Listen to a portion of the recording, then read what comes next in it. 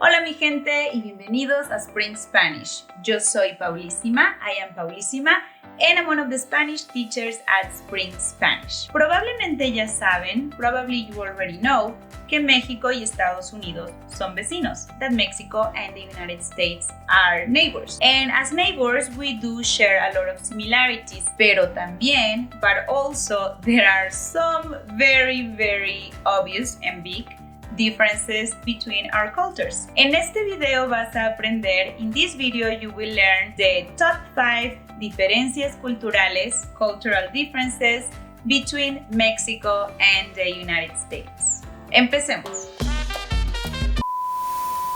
But wait, un momento. Stop, right there, stop. Antes de empezar formalmente, before we formally start, let me just clarify that obviously México es un país enorme, Mexico is a huge country, y Estados Unidos es aún más grande, and the United States is even larger. So obviously, I will be speaking in very general terms, not everybody is the same. There's no way that we can encompass all the diversity that exists in both countries. This is just a list with the things that I consider to be super obvious and a little quirky. The most important for me is to hear what you have to say, so I would love to hear it. Let me know what will be your own top 5 differences between Mexico and the United States.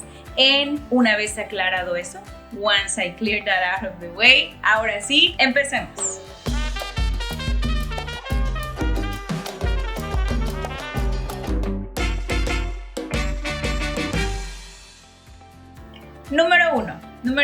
Number one, child rearing and family ties. En México, la familia es lo más importante.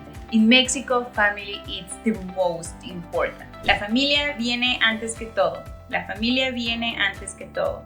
Family comes before any other thing. I know that family is important en todos lados, that family is important everywhere, but in Mexico, it's like we take it to the extreme. Ask a Mexican what a chancla is. A chancla. Chancla. Y muchas veces hasta que entiendas que no debes de prender el aire acondicionado. The chancla, the infamous chancla. The chancla, or the flip-flop, is the weapon of choice of Mexican mothers when they're trying to discipline us. That was part of my childhood. It's been part of the childhood of a lot of Mexicans. Número two, national sports.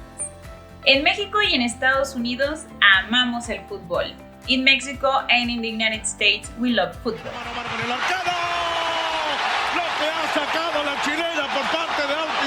We just mean completely different sports when we say the word football. So in Mexico, we say football, like there's like a stress in the O, yeah, football. And when we say that word, we mean soccer. En otros países de Latinoamérica, in other countries of Latin America, they don't pronounce, they don't say soccer, they don't call soccer football, they call it football, which is closer to the English word. But, you know, even if they say football, in Argentina or in Uruguay, they also mean soccer, okay? When we want to talk about this, and Barner with a good return and gets smacked down by Bajer. We call it fútbol americano. American football. That's it. Next. Hey, why was I so brief with this whole thing about the sport? Well, remember, we're not a monolith. We're not all the same. And I am as Mexicana. Did you hear my pronunciation? I am as Mexicana as it gets. And I have no interest in ningún deporte. I have no interest in our national sport. I have no interest in fútbol americano. I just don't. Number three, our sense of time. So, in general, I would say that Americans are quite punctual. Los Mexicans, we plan to be late. When we throw parties, we actually say things like, vamos a invitar a las 6. We're going to tell people to come at 6. Para que lleguen a las 7.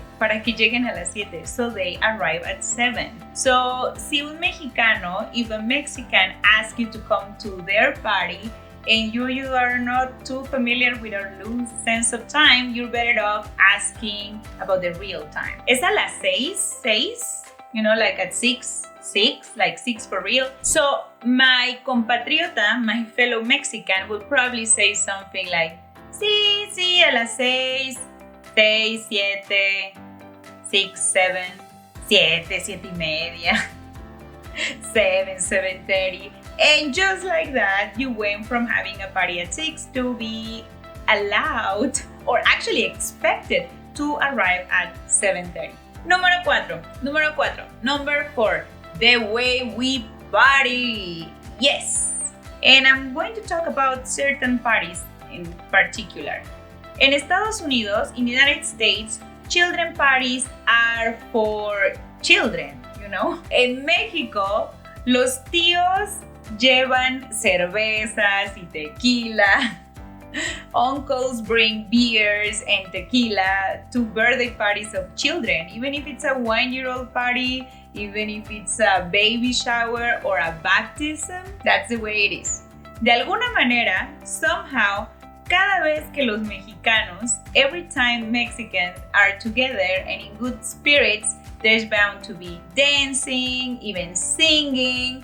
And if somebody tiene el corazón roto, if somebody has a broken heart and there's tequila, there's definitely going to be dancing and singing. Number 5, our relationship with objects. Oh yeah.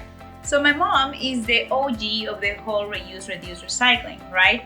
And this, you know, an apparent pot of yogurt, it's not really that. Tiene frijoles.